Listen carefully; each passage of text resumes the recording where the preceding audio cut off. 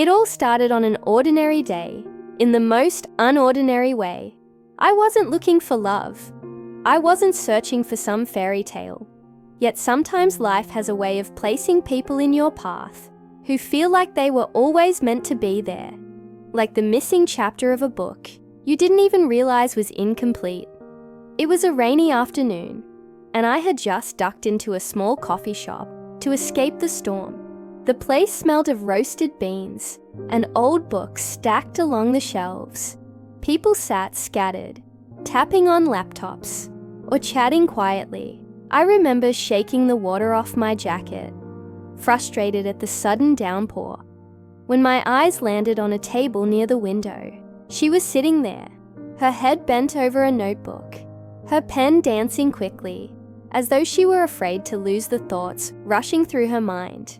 There was something about her focus, her quiet determination, that made me pause. The rain blurred the world outside, but inside, for a moment, all I could see was her. I found myself ordering a coffee, and instead of taking a seat far away, I walked closer to her table. One chair across from her was empty. I hesitated, wondering if I should disturb her. But before I could decide, she looked up. Her eyes, warm, kind, and curious, met mine. I smiled nervously, half expecting her to return to her writing, but instead, she surprised me. "You can sit here if you want," she said softly, pointing to the empty chair. And just like that, the first thread of connection was woven. We began to talk. Awkwardly at first, she told me she was a writer, someone who captured life in words, turning fleeting moments into permanent memories. I told her I was still figuring myself out, working in a job that paid bills, but didn't quite light me up inside. She laughed gently, saying, "Maybe life isn't about knowing everything at once. Maybe it's about walking into storms and finding people who make you forget the rain."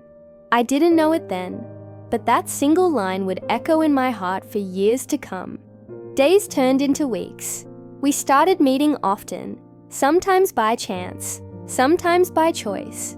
Long walks through city streets, late night calls that stretched until dawn, and endless conversations that felt like they had no beginning and no end. Every time we spoke, it felt like we were building something invisible, yet powerful between us. Something fragile, but real.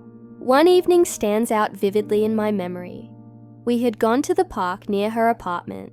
The air was crisp, filled with the scent of autumn leaves. She sat on the swings, her scarf loosely tied around her neck, her hair catching the golden glow of the streetlights. I remember standing there, pushing her swing gently, when she suddenly grew quiet. "What's wrong?" I asked. She looked up at the sky, her eyes reflecting both strength and vulnerability. "I've always been afraid of people leaving," she admitted. "Afraid that no matter how much someone promises, they eventually walk away. And I don't know if my heart can take another goodbye." Her words pierced through me, raw and unguarded. I crouched in front of her, holding the chains of the swing. "I can't promise you forever," I whispered, "but I can promise you this. I will stay as long as my heart beats. And right now, it beats for you."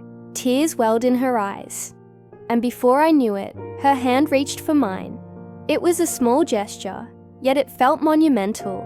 That night, under the silent watch of the stars, our story began in earnest.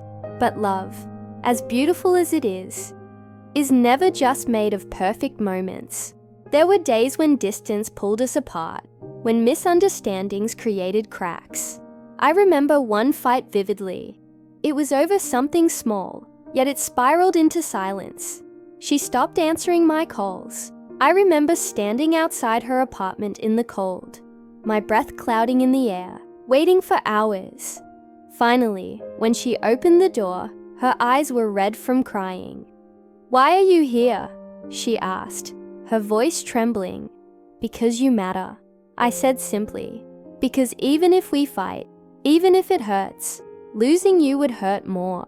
That night, I held her close as she cried against my chest. And I realized love isn't about avoiding pain. It's about choosing each other, even through the pain. It's about showing up when it's hardest. About staying when it would be easier to leave. Years passed, and with them, countless memories. Morning coffees, late-night movies, road trips filled with music and laughter. Moments of silence that were somehow more comforting than words. We grew together, stumbled together, healed together, but the most unforgettable moment came one winter evening. We went back to the same coffee shop where we first met.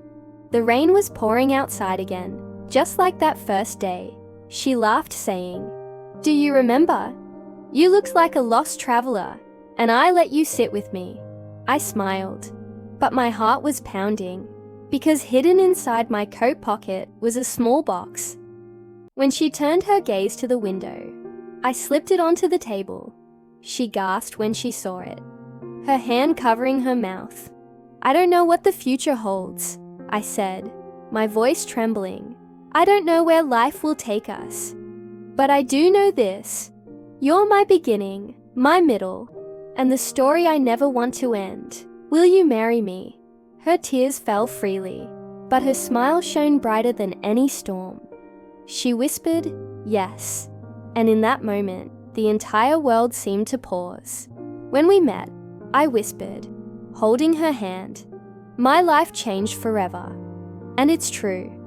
Sometimes love doesn't arrive with fireworks or grand gestures.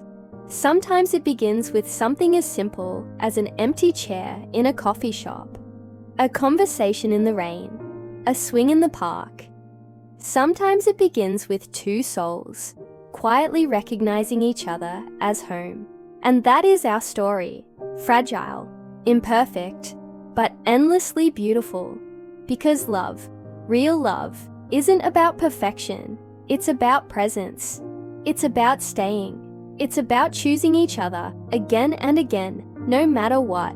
If this story touched your heart, don't forget to subscribe to HeartTalk Stories for more heartwarming love stories that will make you believe in the magic of connection.